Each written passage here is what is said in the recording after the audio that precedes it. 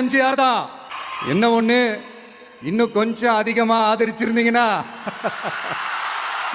கொஞ்சம் நல்லா வந்திருக்கும். பட் பரவாயில்ல. அட விடுப்பா, எல்லாம் ஜகஜம். இத போய் பெருசா நினைச்சு ஃபீல் பண்ணிக்கிட்டேன். நான் புதுசா அந்த சூட்லாம் போட்டு வரோம்ல, அதை பத்தி கூட நிறைய பேர், ஏன் நாமெல்லாம் கோட் சூட்லாம் போடக்கூடாதா? கோட் சூட் போட்டா உங்க முன்னால கால் மேல கால் போட்டு உட்காந்துட்டா உங்களால பொறுத்துக்க முடியாது. அதிகாரம் செய்யறவங்களும் ஆதிக்க சக்திகளும் மட்டும் தான் கோட் சூட்லாம் போடணுமா?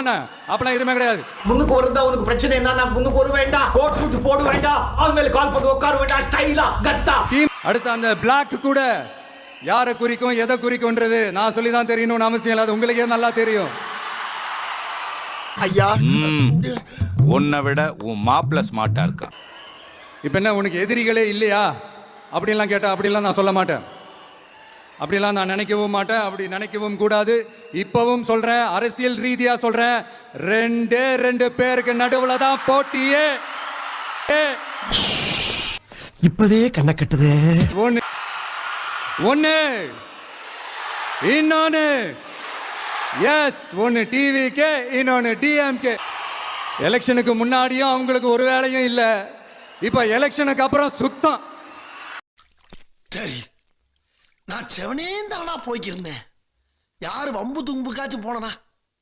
கௌரவம்னு என் கௌரவத்தையே ஆரம்பிச்சிட்டீங்களா? ஆனா ஃபியூச்சர் என்னவா இருக்கும்ன்றதை மட்டும் இப்ப நான் சொல்றேன். உங்களுக்காக உண்மையா உழைக்க வந்த இந்த விஜயா, இல்ல இந்த விஜயோட ஆட்சி அமைஞ்சிடக்கூடாதுன்னு தடுக்க நினைச்ச ஸ்டாலின் சாரா? அவ்வளவுதான். இதுக்கு நடுவுல வேற யாரும் எந்த அல்லு சில்லும் உள்ள வந்து நம்மளை தடுக்கிறதோ எதிர்க்கிறதோ ஏதாவது பண்ணாங்கன்னா நிர்வாகம் அதுக்கு பொறுப்பு இல்ல ராஜா, நிர்வாகம் அதுக்கு பொறுப்பு இல்ல. அப்புறம் நான் பொறுப்பு கிடையாது. சரிண்ணா, தெரியுதுல்ல?